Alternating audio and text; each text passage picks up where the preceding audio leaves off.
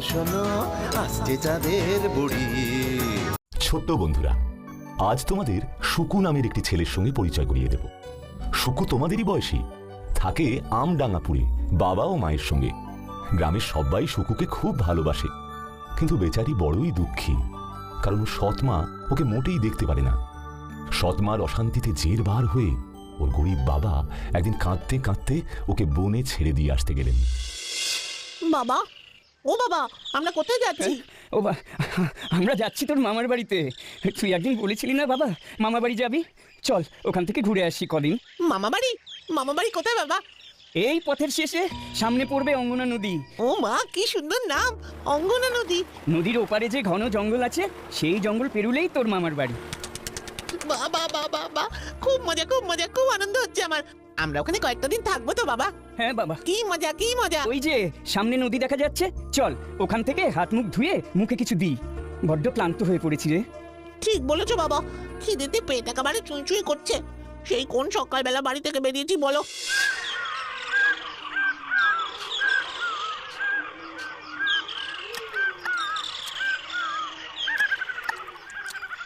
শোন বাবা শুকু, তুই ওই গাছের ছায়ায় বসে একটু জিরিয়ে নে, ততক্ষণ আমি দেখে আসি নদী পেরোবার কোনো উপায় আছে কিনা। ঠিক আছে বাবা, তুমি যাও, আমি ততক্ষণ একটু ঘুমিয়ে নি, তবে বেশি দেরি করো না বাবা।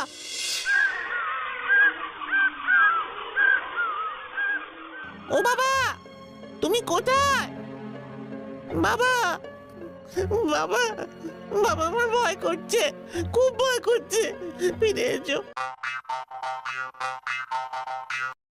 শুকু, এই শুকু, কি হয়েছে?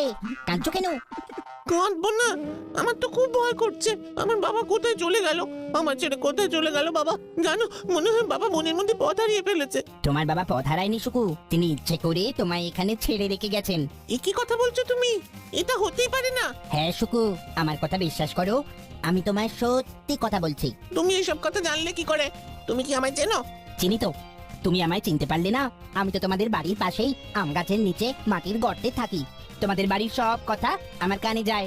সেদিন তুমি যখন কাঠকুড়োতে জঙ্গলে গেছিলে, তোমার মা আর বাবার মধ্যে কি কথা হয়েছিল আমি সব শুনতে পেয়েছিলাম। এই শুনে রাখো বুড়ো, আমি তোমার ধাড়ি ছেলের জন্য রান্না বান্না কিচ্ছুটি করতে পারবো না। ওকে নিজের ব্যবস্থা নিজে করে নিতে বলো। কি বলছো কি বামনি? অতটুকু মা হারা ছেলে, ও নিজের কি ব্যবস্থা করবে বলতে পারো? সে আমি জানি না বাবু, আমরা দুই বুড়ো বুড়ি দুবেলা কোনো রকমে দিন গুজরান করতে পারি, কিন্তু তা বলে এই নবাবজাদার জন্য দুবেলা চর্বদস্য রাধা আমার পক্ষে সম্ভব নয়, এই বলে দিলাম। সারাদিন খাটতে খাটতে হাড় মাস আমার কালি হয়ে গেল গা। সে কি এমন হাতি ঘোড়া চাই বলো দেখি? হ্যাঁ, মা হারা গরিবের ছেলে, সারাদিন মুখ বুঝে তুমি যা বলো হাতে হাতে সব করে দেয়। কাঠ কাটে, জল তোলে, চাষ করে, ঘাস কাটে, ছাগল চড়ায়, সব সব করে। কোনোদিন কোনো কিছুতে না বলে না। ছেলেটাকে তুমি কারণে অকারণে বকাবকি করো, তখন শুকু কাঁদে, কিন্তু কখনো মুখে মুখে তর্ক তো করে না, ঝগড়া করে না। এমন ছেলের উপরে তোমার কোনো মায়া দয়া হয় না কেন? কি কি বললে? আমি নিষ্ঠুর, আমি নির্দয়, আমি ঝগড়ুটে, আর তোমার ছেলে সোনা দিয়ে বাঁধানো। রইল তোমার ঘরদর, রইল তোমার সংসার। আমি চললুম আমার ভাইয়ের কাছে। আহা গিন্নি, রাগ করছো কেন? আমি কি তা বলতে চাইছি? শোনো। কি? তবে কি বলতে চাইছিলে শুনি? শোনো, আমি আজ স্পষ্ট করে বলে দিচ্ছি, এই বাড়িতে হয় আমি থাকবো, নাই তোমার ছেলে থাকবে। মানে এসব কি বলছো তুমি? হ্যাঁ, যা বলছি ঠিক বলছি। যদি চাও আমি থাকি, তবে কাল সকালে উঠেই ওকে তাড়াবে বাড়ি থেকে, এই আমি বলে দিলুম। শুকুকে কোথায় পাঠাবো? ওর কে আছে? কেন? ওর মামা বাড়িতে পাঠিয়ে দাও, ওখানে থাকবে, ওখানে খাটবে। মামা বাড়ি? মামারা জীবনে ওর খোঁজ নেয়? শুকুর দিদিমা মারা গেলে মামারা তো ভুলেও ওর নাম করে না। তবে আর কি, জঙ্গলে ছেড়ে দিয়ে এসোগে যাও। গিন্নি, তুমি কি বলছো একটু ভেবে বলো। জঙ্গলে ছেড়ে এলে তো বাঘ সিংহের পেটে যাবে ছেলেটা। যাক না, আপদ বিদায় হবে আর আমার হাত জুড়োবে। তোমার মা আর বাবার কথা শুনেই বুঝলাম তোমার বিপদ ঘনিয়ে আসছে। তাই তো তোমরা ঘর থেকে বেরোলে আমি তোমাদের পিছু নিয়েছি।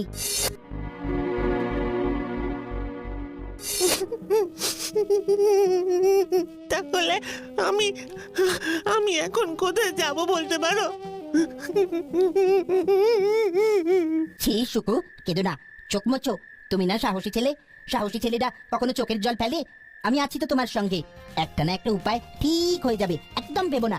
চলো, রাত ঘনিয়ে আসছে, আজ রাতটা কোনো রকমে এই বট গাছটায় কাটিয়ে দিই। কাল গ্রামে যাবার পথ খুঁজে বার করতে হবে। শুকু শুকু শুকু চোখ মেলো, দেখো তোমার জন্য আমি কি নিয়ে এসেছি। কি এনেছো গো? ওই আম বাগানটা থেকে টুসটুসে দুটো পাকা আম কুড়িয়ে এনেছি, খেয়ে দেখো পুরো চিনির মতো মিষ্টি। আর এই নাও, কাল রাতে তো কিছু খাওনি, মুখখানা তো একেবারে শুকিয়ে গেছে দেখছি, খাও খাও। তুমি তো সবকিছু কুটুর কুটুর করে কামড়াও আর গর্তের মধ্যে দিয়ে যাও, তাই আমি তোমাকে একটা নাম দেব। তোমার নাম দিলাম কুট্টুস। তোমায় আমি এবার থেকে কুট্টুস বলে ডাকবো। কুটুর কুটুর কামড়াও আর গর্তের মধ্যে দাও। তুমি আমার সত্যিকারের বন্ধু। ঠিক আছে বন্ধু, তাই দেখো, খেয়ে নিয়ে এবার মাথা গোজার কোনো আস্তানা খোঁজ করতে হবে, চলো। এই গভীর জঙ্গলে কোথায় মাথা গুঁজবে? দেখি না কিছু পাওয়া যায় কিনা।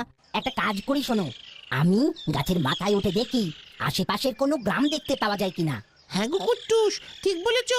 পারবে এভাবে, তুমি খুঁজে বার করতে পারবে।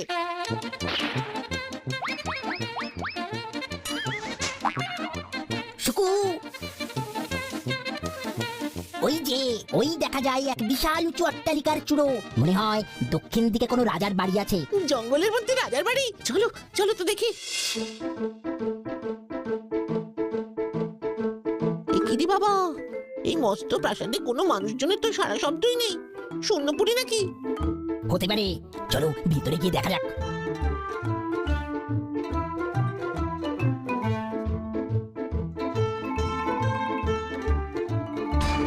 এই ঘরের দরজা বন্ধ কেন?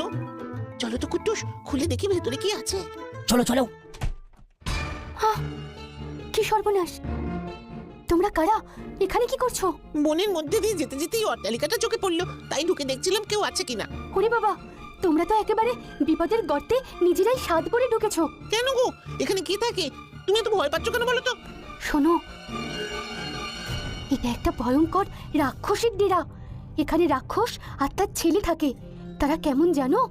একবারে দুটো করে হাতি ধরে জল খাবার খায়, আর মানুষ দেখলে তো তাদের জিভ দিয়ে টপ টপ করে জল পড়ে। তাই তো বলছি, এই মুহূর্তে তোমরা এখান থেকে পালাও, নয়তো তোমাকে কেউ বাঁচাতে পারবে না। তুমি কে কন্যা? তুমি এখানে কেন আছো? আমাকে রাক্ষসটা এখানে বন্দি করে রেখেছে। আমার পালাবার কোনো উপায় নেই। তোমার বাড়ি কোথায়? তোমার বাবা মা কই? সমুদ্র পেরিয়ে যে রাজবল্লভনগর, সেই দেশের রাজা দীপ্তনারায়ণ আমার বাবা। আমি আমার বাবা মার একমাত্র মেয়ে, তাদের চোখের মণি। আমার বাবাকে রাজা হিসেবে রাজ্যের সমস্ত প্রজারা দেবতার মতো ভক্তি শ্রদ্ধা করে আর ভালোবাসে। এই শয়তান রাক্ষস আমার বাবাকে হিংসা করে, আর তার ছেলের সঙ্গে আমার বিয়ে দেবে বলে আমায় চুরি করে এনে এখানে বন্দি করে রেখেছে। বাবার সৈন্য, সিপাহী, চর অনেক খুঁজেও আমায় পায়নি নিশ্চয়ই। রাক্ষস কবে তার ছেলের সঙ্গে তোমার বিয়ে দেবে? সামনের অমাবস্যায় বিয়ের আসর বসবে বলেছে।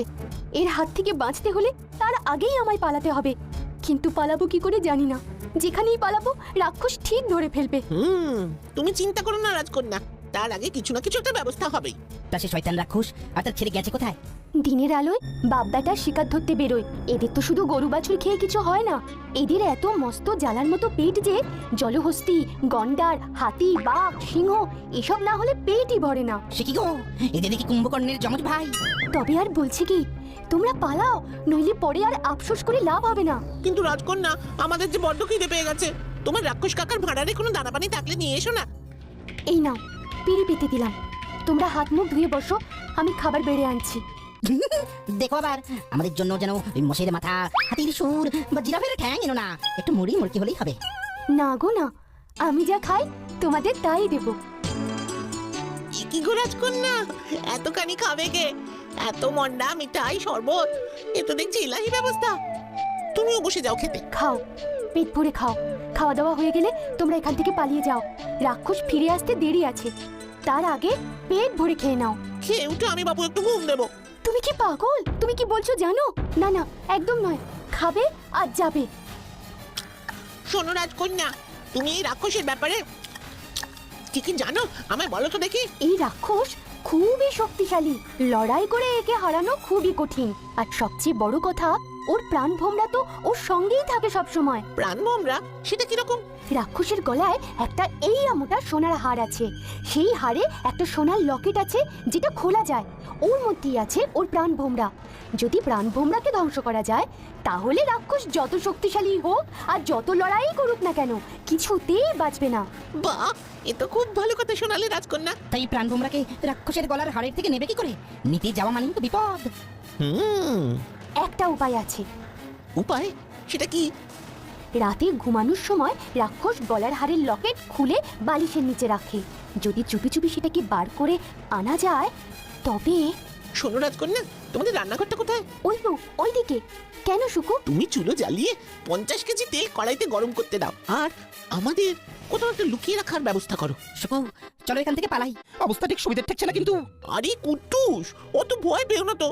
এই না, তুমি আমাকে সাহসী হতে বলেছিলে, দেখাই যাক না রাক্ষসটা কি কি করতে পারে। তোমরা যখন জিদ ধরেছ থেকে যাবে তখন চলো দোতলার চিলে কোঠায় তোমাদের লুকিয়ে রেখে আসি। হ্যাঁ, কিন্তু তার আগে তুমি তেল গরম করতে বসাও। হ্যাঁ গো হ্যাঁ, বসিয়ে দিচ্ছি। শুকু, এ কিসের শব্দ গো? ঝড় উঠলো নাকি? মনে হচ্ছে রাক্ষস দুটো বাড়ি ফিরছে। কি করে বুঝলে? ওদের গলা শুনতে পাচ্ছ না? বাজ খাই আওয়াজ।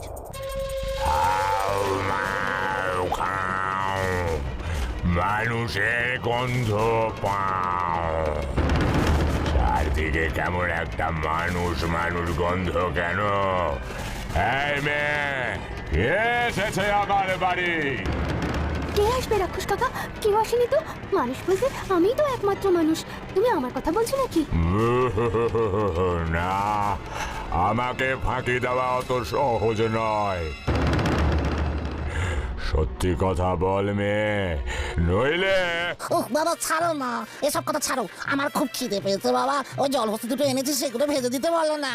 হ্যাঁ, এই মেয়ে শোন, আমি মাংস টুকরো করে কেটে দিচ্ছি, তুই সেগুলো ওর জন্য চটপট ভেজে দে দেখি। হ্যাঁ হ্যাঁ রাক্ষস কাকা, তোমরা আসার আগে আমি উনুনে তেল বসিয়ে দিয়েছি। ব্যাস, তাহলে ভেজে ফেলো। শোনো কুট্টুস, আজ তোমার একটা মস্ত বড় কাজ আছে, পারবে তো? কি কাজ বলে দেখি? আজ রাতে রাক্ষসটা ঘুমোলে তুমি শোবার ঘরে দরজার তলা দিয়ে চুপচাপ ভেতরে ঢুকবে, তারপর চুপি ইশারে বালিশের তলা থেকে প্রাণ ভোমরার লকেটটা নিয়ে আসতে হবে। কি, পারবে তো? কেন পারবো না? খুব পারবো। এমন ভাবে করবো যে রাক্ষসের ঘরে টিকটিকিটাও টের পাবে না। সাবাস বন্ধু, তাহলে তৈরি থাকো।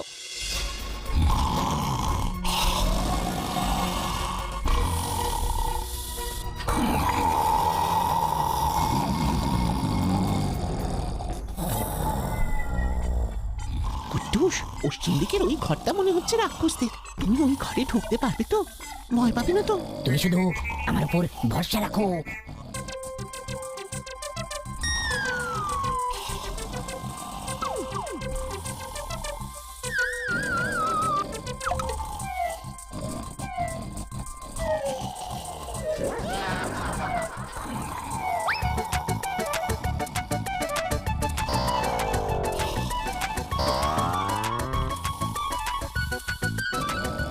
বাবা গো, একটু বেশ বাড়ি দেখছি। খুব সাবধানে ধীরে ধীরে টেনে নিয়ে যেতে হবে। একটুটুকু শব্দে শয়তান রাক্ষস যদি জেগে ওঠে তাহলে সর্বনাশ। বাবা, কুট্টুস, তোমার এত সময় লাগছে দেখে আমি তো একেবারে ভয় অস্থির হয়ে উঠেছিলাম। এই কঠিন কাজটা তুমি এত সহজে করে ফেলবে আমি সত্যি ভাবিনি গো। তুমি তো দারুণ সাহসী। বাঘের খাঁচায় ঢুকে খোদ বাঘের গোপ উপড়ে আনাকে চারটিখানি কথা দেখি। চলো বন্ধু, এবার আমাদের পরের কাজটা সেরে ফেলতে হবে। রাজকন্যা কোথায়? চলো তো দেখি।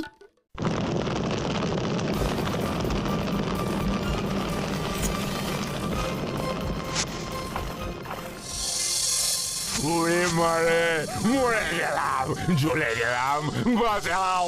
ওরে আমার সারা শরীরে আগুন জ্বলছে। বাবা গো, ও বাবা আমার শরীর চলে যাচ্ছে বাবা, ও বাবা মরে যাচ্ছে, ও পুড়ে যাচ্ছে বাবা গো। ওরে বাবা রে, এই মেয়ে, এই মেয়ে, এই ছেলেটা কে দাঁড়িয়ে আছে?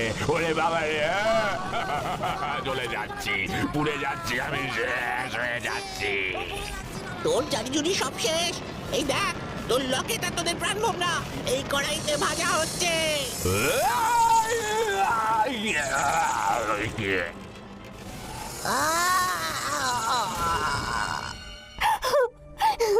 সুকু, ইঁদুর, তোমাদের কিভাবে ধন্যবাদ দেবো জানি না। এই বন্দি দশা থেকে তোমরাই আমাকে মুক্ত করলে আর রাক্ষসের কবল থেকে আমাকে বাঁচালে। আমি আমার বাবা মার কাছে ফিরতে চাই, আমাকে সেখানে দিয়ে এসো না। রাজকন্যা, তুমি একদম চিন্তা করো না। এই দুষ্টু রাক্ষসটাকে যখন খতম করতে পেরেছি, তোমাকেও আমরা ঠিক তোমার বাবা মার কাছে ফিরিয়ে দেবো। এরপর শুকু রাজকন্যাকে তার বাবা মায়ের কাছে ফিরিয়ে দিল। শুকু মস্ত এক বাগান ঘেরা প্রাসাদে বাস করতে লাগলো, আর জঙ্গলের কুঁড়ে ঘর থেকে নিজের বুড়ো গরিব বাবা আর বুড়ি সৎমাকে নিয়ে এলো। বুড়ি নিজের ভুল বুঝতে পেরে সব অপরাধ স্বীকার করে শুকুর কাছে মাপ চেয়ে নিল। তারপর থেকে সবাই সুখে শান্তিতে বাস করতে লাগলো।